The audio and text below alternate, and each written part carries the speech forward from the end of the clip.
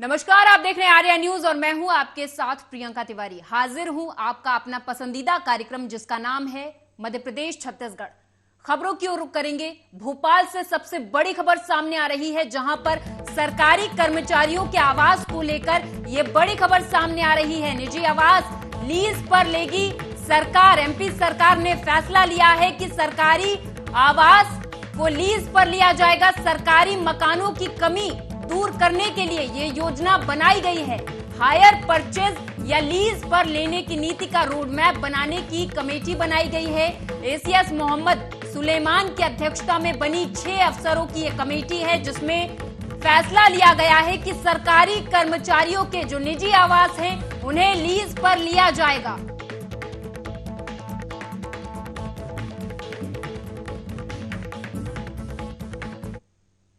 आज पूरे देश में गणेश चतुर्थी मनाई जा रही। गणेश चतुर्थी का त्योहार हर साल भारत में बहुत ही उत्साह के साथ मनाया जाता है, जिसमें हजारों भक्त मंदिरों और गणेशोत्सव पंडालों में अपने प्रार्थना लेकर पहुंचते हैं। गणेश चतुर्थी के पावन अवसर पर मध्य प्रदेश के मुख्यमंत्री शिवराज सिंह चौहान ने प्रदेशवासियों को बधाई संदेश दिया। मुख्यमंत्री शिवराज सिंह चौहान के अलावा गृह मंत्री नरोत्तम मिश्रा समेत कई नेताओं ने बधाई संदेश देशवासियों को दिए हैं।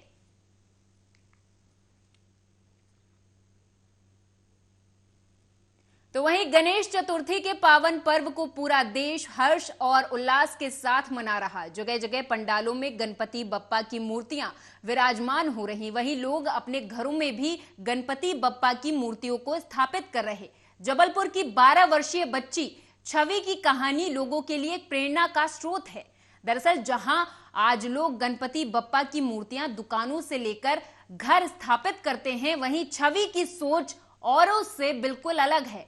उन्होंने अपने घर के गार्डन की ही मिट्टी से गणपति बप्पा की इको फ्रेंडली मूर्ति की स्थापना की। वहीं जब आर्या न्यूज की टीम ने उनसे बात की तो उन्होंने बताया कि वो लगभग 7 सालों से गणपति बप्पा की मूर्ति स्वयं बनाकर स्थापित करती हैं, जो पूर्णतः इको फ्रेंडली होती है।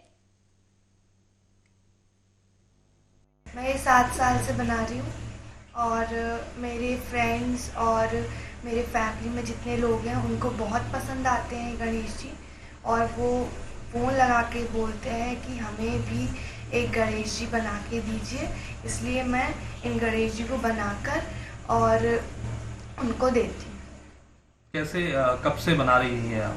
ये मैं 7 साल से बनाती हूँ। मैं 7 साल। गणेश चतुर्थी के दिन आज मुख्यमंत्री शिवराज सिंह चौहान ने भी भोपाल के प्लैटिनम प्लाजा के पास से गणेश जी की स्थापना के लिए गणेश मूर्ति ली और खुली गाड़ी में सीएम आवास के लिए रवाना हुए। साथ में पत्नी साधना सिंह चौहान और पुत्र कार्तिकेय भी शामिल दिखे। विघ्न हरता है, सद्बुद्धि देने वाले हैं, सन्मार्ग पर चलाने वाले हैं, सबका कल्याण करने वाले हैं। वो सबके विघ्न हरें, सबका कल्याण करें, सबके जीवन में आनंद, उत्साह और प्रसन्नता उनके आशीर्वाद और उनकी कृपा से आए। देश और प्रदेश की प्रगति के सारे विघ्न दूर हो जाए, यही उनके चरणों में प्रार्थना है।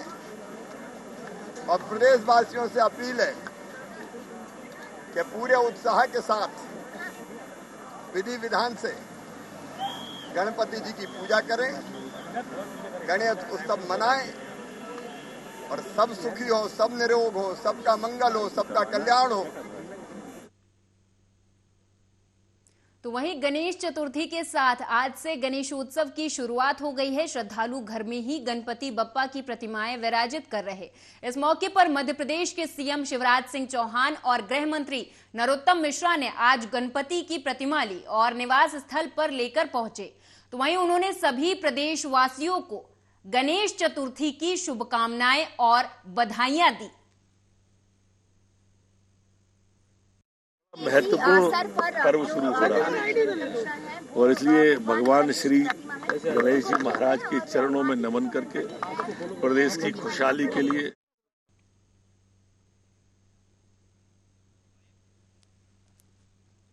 गृह मंत्री नरोत्तम मिश्रा का बयान सामने आया। उन्होंने कहा कि अपने बयान में मैं कहता हूं कि कांग्रेस की भारत जोड़ो यात्रा का तो पता नहीं, लेकिन भारत छोड़ो यात्रा जरूर चल रही, या तोड़ो यात्रा तो चल ही रही। वहीं इस दौरान उन्होंने कांग्रेस पार्टी पर कई गंभीर आरोप भी लगाए हैं। सुनिए।